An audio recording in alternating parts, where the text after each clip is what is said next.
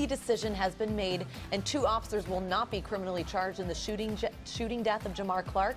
The question now is what comes next? Protesters took to the streets to express their anger, their disappointment, their hurt over the decision. Governor Mark Dayton said all Minnesotans need to take a hard look at our criminal justice system and the racial disparities that exist in our state. I think it's worth noting that it is somewhat remarkable that the governor, the mayor, so many people agree that there are problems with the system, that there are racial disparities. Matt, I don't know that that was the case before the protesters started speaking up about the Jamar Clark case. Yeah, and I think that's very valuable that question at least has been raised, where you get politicians on that level that are echoing that sentiment that there's a large portion of our community that feels like the system isn't working for them, and that's a problem that needs to be addressed. And it's nice to see that people on that level want to address it. It's a start, Reg, but how you go to fix this, I think, is a big challenge. Yeah. There are a lot of questions, and different people have very different views about what should be done going forward. But the good thing about it is everybody seems to be engaged. There seems to be unity as far as understanding that there needs to be change.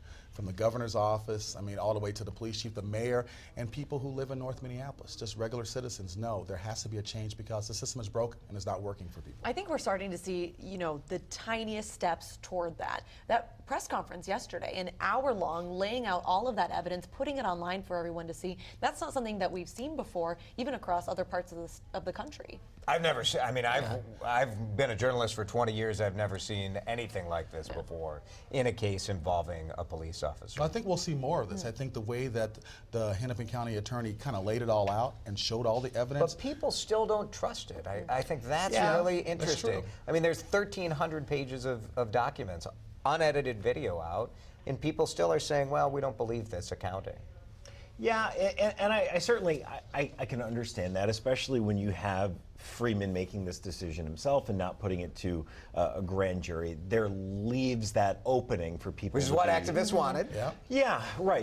You're like, I don't know. How do you find a path forward? I think that's the real challenge here. Yeah, but to Freeman's credit, standing there and answering questions from community members and not just reporters for a good 20 minutes after giving his presentation yesterday, I think he wanted to be transparent. They asked for that backseat video in the squad car.